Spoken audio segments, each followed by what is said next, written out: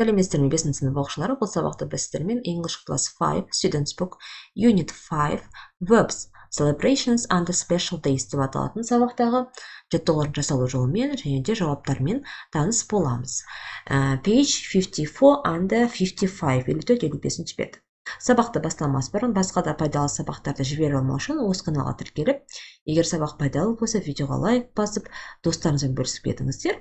Now let's begin our lesson. Сабағымызды бастаймыз. Verbs етістіктер, celebrations мерекелер және де special days арнайы күндер деп аударылады. Бүгінгі сабақта біз сіздермен мерекелер мен арнайы күндерде қолданатын бірнеше етістікпен таныс боламыз. Exercise 1.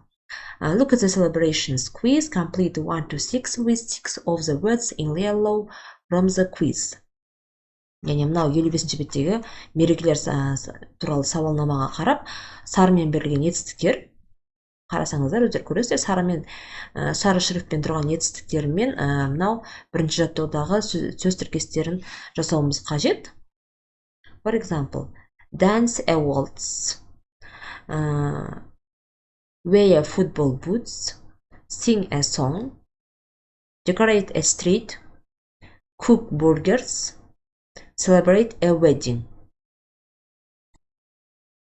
Аудармасы вальс билеу, яғни футболға арналған бутсы кию, ән айту, көше сәндеу, бургер пісіру, және де үйлену тойын тойлау деген сияқты сөз тіркестер шықты. Now exercise 2, work in pairs, жұптық жұмыс. Do the celebrations quiz, then listen and check your answers.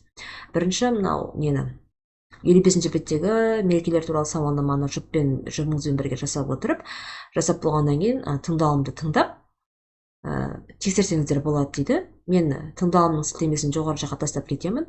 Осы сілтеме бойынша өтіп тыңдасаңыздар болады. Now let's do the quiz. Сауалнаманы орындайтын болсақ. During Eid, some people don't eat or drink.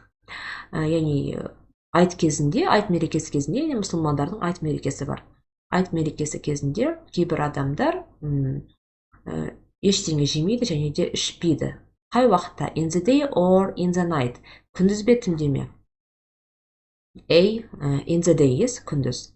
Next, in Mexico, they make these sweets for... Неден? Мексикада олар осы тәттілерді не үшін жасайды? A. The day of the dead. Яғни қайтыс болған күндері олар тәттілер пісіреді екен. Next, this is didgeridoo. They play this instrument in Australia. Бұл didgeridoo деп аталатын өзі ұлттық аспап екен. Бұл инструментті олар Австралияда ойнайды. Next, when you have a party for your birthday in Britain and in the USA, people sing happy birthday, yes? Яғни сіз Британияда немесе ақшта туған күн тойлаған кезде сізге happy birthday деп аталатын өлең айтып береді. In the USA, there is a special day called Thanksgiving, when people cook turkey. Америка құрама штаттарында арнайы, яғни Thanksgiving, рахмет айту деп аталатын, ден благодарения дейді, рахмет айту деп аталатын арнайы күн болады екен, мереке. Ол күні адамдар күрке тауық пісіреді. Next, for the New Year, people decorate streets and houses with red in China. Яғни жаңа жыл мерекесінде адамдар көшелерді және де үйлерді қызылмен сәндейді Қытайда. At Carnival in South America, people dance samba. Яғни солтүстік Америкада карнавал кезінде адамдар самба деп аталатын биді билейді. In India, there is a festival called Holi, when people celebrate color. Яғни Индияда Холи деп аталатын фестиваль бар екен, адамдар түрлі түстерді мерекелейді, яғни бір-біріне түрлі түсті бояуларды шашып, сондай мереке бар, Холи деп аталатын. At Christmas in many countries, people get presents. In Britain and the USA, people open their presents on 25th December, yes? Яғни балар көптеген елдерде Крисмас кезінде олар жаңағы сыйлық алады. Британия және де Америка құрама штаттарында олар сыйлықтарын 25 желтоқсан күні ашады екен. Осымен біз сауалнаманы аяқтадық. Next, exercise 3. Choose the correct combinations of the verbs and the nouns. Яғни сіздерге тапсырма.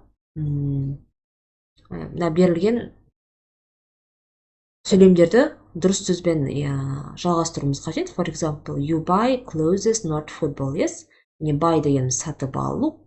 Біз футбол сатып аламаймыз, киім сатып аламыз. Сен киім сатып аласың, футбол емес. Next, people celebrate Christmas, not dogs.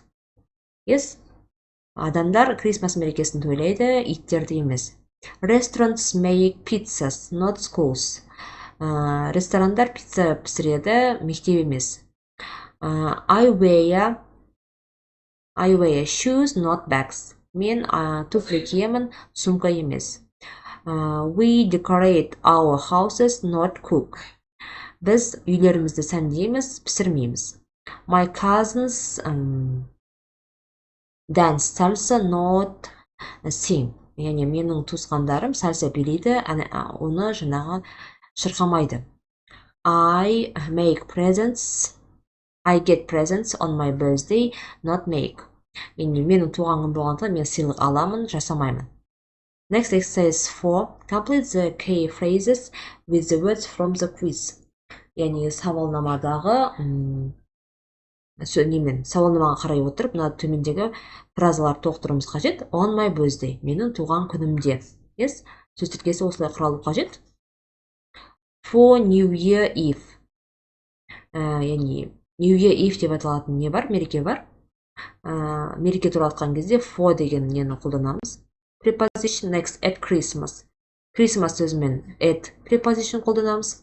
At carnival time, карнавал уақытында, during айт кезінде деген сияқты фразалар болу керек екен. Next, exercise 5. Talk about your activities on special days. Complete the sentences using key phrases and the yellow words from the quiz. Яғни арнайы бір мереке күнін алып, сол туралы бірнеше сөйлем жаз дейді.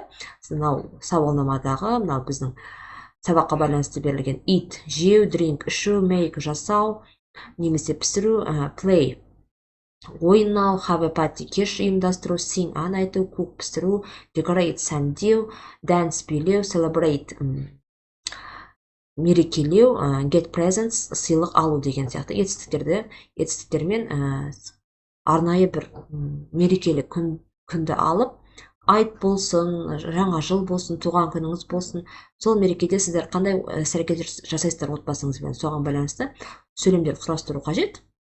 Мен бұл жерде сіздерге туған күн деп алдым. On my birthday, I get presents and have a party. Менің туған күнімде мен сыйлықтар аламын және де кеш ұйымдастырамыз. My mother make a cake and my father cook chicken. Менің анам торт жасайды және де әкем тауық етін пісіреді. We decorate our house with balloons. Біз үйімізді шарлармен безендіреміз. My family sing a song happy birthday for me. Менің отбасым мен үшін happy birthday аталатын әнін шырқайды. We eat cake and drink juice. Біз торт жейміз және де шырын ішеміз. Then we dance with my family. Мен одан кейін отбасымен билеймін, немесе достарыммен деп қойсақ болады. With my friends, yes? Және достарыммен деген сияқты сөйлемдер құрастырсаңыздар болады. Туған күннің орнына кез келген айт мерекесі, жаңа жыл, яғни наурыз деген мереке бар. Сол сияқты басқа да мерекелерді алсаңыздар болады. Осымен біз 54-55 беттегі жаттығулардың жасалу жолымен және жауаптарымен таныс болдық. Келесі сабақта кездескенше, goodbye.